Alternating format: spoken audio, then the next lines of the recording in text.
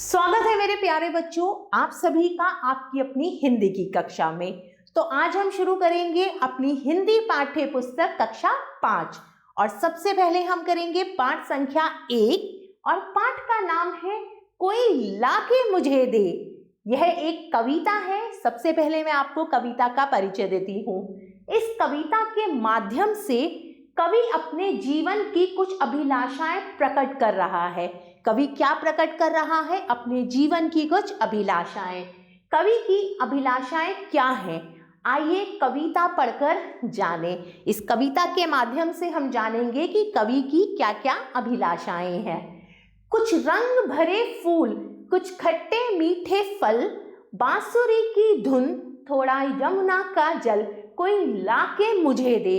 तो इन पंक्तियों में कवि क्या कह रहे हैं कि रंग भरे फूल, फूल कैसे होते हैं? रंग भरे। और फल कैसे होते हैं? खट्टे मीठे। और बांसुरी की धुन कैसी होती है? बहुत ही मधुर होती है। और जमुना का जल कैसा होता है? निर्मल होता है। तो कवि कह रहा है कुछ फूलों से रंग, कुछ खट्टे मीठे फल, बांसुरी की धुन और कोई मुझे लाके दे जमुना जी का जल। एक सोना जड़ा दिन, एक रूपों भरी रात, एक फूलों भरा गीत, एक गीतों भरी बात, कोई लाके दे मुझे। इन पंक्तियों में कवि कह रहे हैं कि सोने से बड़ा जड़ा हुआ एक दिन और रूपों भरी रात और फूलों से भरा गीत और गीतों से भरी बात, कोई लाके दे मुझे। एक छाता छाव का, एक धूप की घड़ी, एक बादलों का कोट, एक दूब की छड़ी, कोई लाके दे मुझे। इन पंक्तियों में कवि कह रहे हैं कि कोई मुझे छांव का छाता ला दे, धूप की घड़ी ला दे और बादलों का कोट और साथ साथ एक धूप की छड़ी भी लाके दे। एक छुट्टी वाला दिन, एक अच्छी सी किताब, एक मीठा सा सवाल, एक नन्हा सा जवाब, कोई लाके दे मुझे।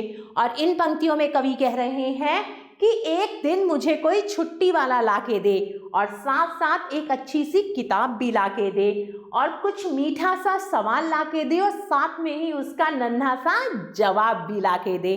तो यह कविता दामोदर अग्रवाल द्वारा लिखी गई है और इस कविता से हमें यह शिक्षा मिलती है, अभिलाषाएं जीवन को सुखद बनाती है।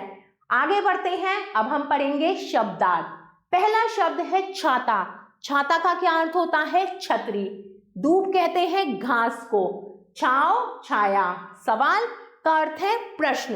घड़ी समय और जवाब का अर्थ है उत्तर। और आगे बढ़ते हैं और अब हम करेंगे कुछ अभ्यास कार्य। सबसे पहले है प्रश्न संख्या 3, कविता की पंक्तियां पूरी कीजिए। तो प्यारे बच्चों, एक बार पुनः आप कविता को याद करेंगे और कविता की दी हुई पंक्तियों को आप स्वयं पूरा करेंगे। आगे बढ़ते हैं प्रश्न संख्या 4 की तरफ। सही कथन पर सही तथा गलत कथन पर गलत का चिन्ह लगाइए। कवि बीन की धुन सुनना चाहता है? नहीं, बांसुरी की धुन सुनना चाहता है। कवि को सोने से जड़ी किताब चाहिए? नहीं। कवि जमुना का थोड़ा सा जल चाहता है? बिल्कुल सही है यह कथन। कवि चांदी की एक घड़ी लेना चाहता है? नहीं, यह कथन गलत है।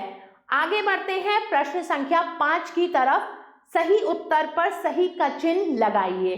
कवि को किसका कोट चाहिए? बादलों का। कवि को धूप की क्या चीज चाहिए? छड़ी। कवि को कौन सा दिन प्रिय है? सोना जड़ा दिन प्रिय है। प्यारे बच्चों, कैसी लगी आपको यह कविता? आशा करती हूँ आपको यह कविता बहुत अच्छी लगी होगी। हम पुनः फिर मिलेंगे, तब तक के लिए आभार।